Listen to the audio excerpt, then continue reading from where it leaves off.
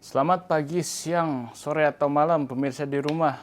Nama saya Sean dan ini rekan saya Ronaldo.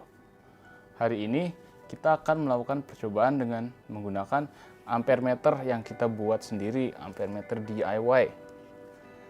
Lebih tepatnya kita akan mencari ketelitian maksimum dari ampere meter tersebut serta mengamati perbedaan yang terjadi ketika ampere meternya ditambah jumlah lilitannya. Ini 50 lilitan, ini 100 lilitan, dan yang ini 135 lilitan. Penasaran? Ayo lanjut. Ketiga ampere meter yang kami buat memiliki model yang sama. Contohnya, pada ampere meter 50 lilitan dan yang lainnya, bagian terpenting adalah bagian sini, yaitu ini yang menggerakkan penunjuknya di sini. Bagian sini itu terdiri dari magnet neodymium, saya menggunakan tipe N52, paperclip, kawat tembaga, tempat timas holder untuk melilit tembaganya, dan dasarnya sini saya menggunakan kayu. Tapi sebenarnya untuk dasar dan mungkin beberapa bahan lainnya bisa disubstitusikan dengan bahan yang Anda miliki di rumah.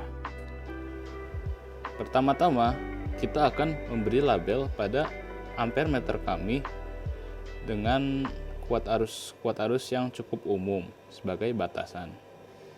Kita akan menghubungkan secara seri ampere meter kami dengan power supply 12 volt, ampere meter komersial, dan juga rheostat. Rheostat di sini berfungsi untuk mengatur hambatan yang digunakan untuk menghasilkan kuat arus listrik yang hasilnya akan dibaca dengan ampere meter ini. Karena kita tahu berapakah kuat arus tersebut, kita bisa menandai berapakah kuat arus tersebut pada ampere meter kita pula. Yuk kita cobain. Kita akan menandai untuk 240, 300, 400, 500, 600, 700, 800, 900, dan terakhir 1000 mA. Lanjut ke 4 gitu misalkan, 400 mA.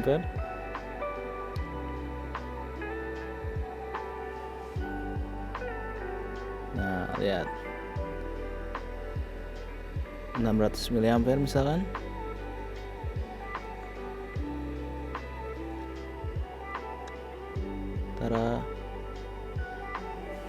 Lakukan untuk seluruh kuat arusnya dan juga ampere meter 100 dan 135 lilitan ya. Setelah Anda selesai memberi tanda beberapa kuat arus tersebut, seharusnya Anda menemukan bahwa pertambahan simpangan akan semakin kecil dengan kuat arus yang besar.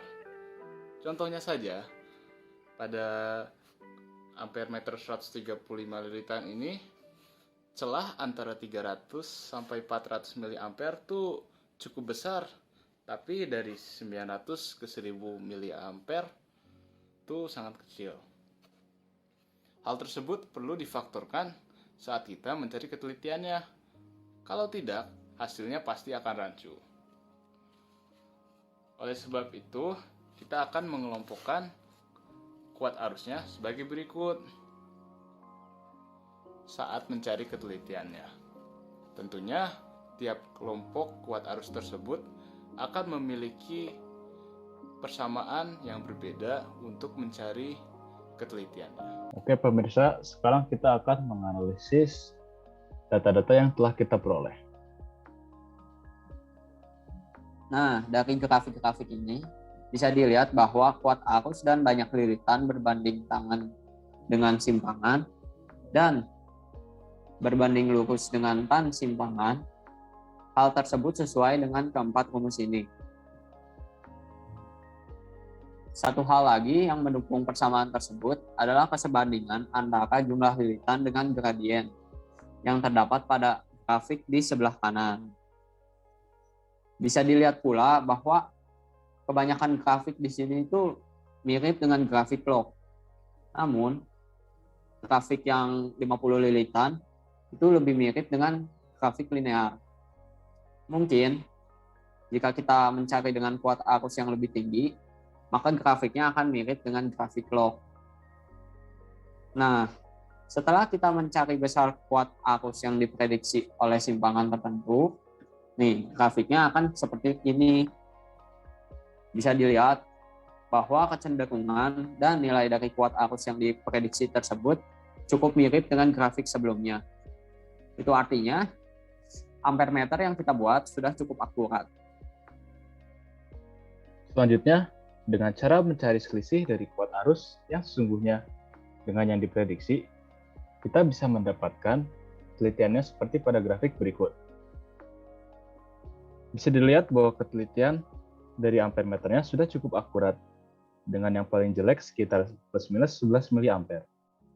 Ampere meter terburuk adalah ampere meter 100 lilitan, dan yang terbaik adalah 50 lilitan. Perlu diingat bahwa ketelitian yang ditunjukkan pada grafik ini adalah ketelitian maksimum yang dicari secara rata-rata.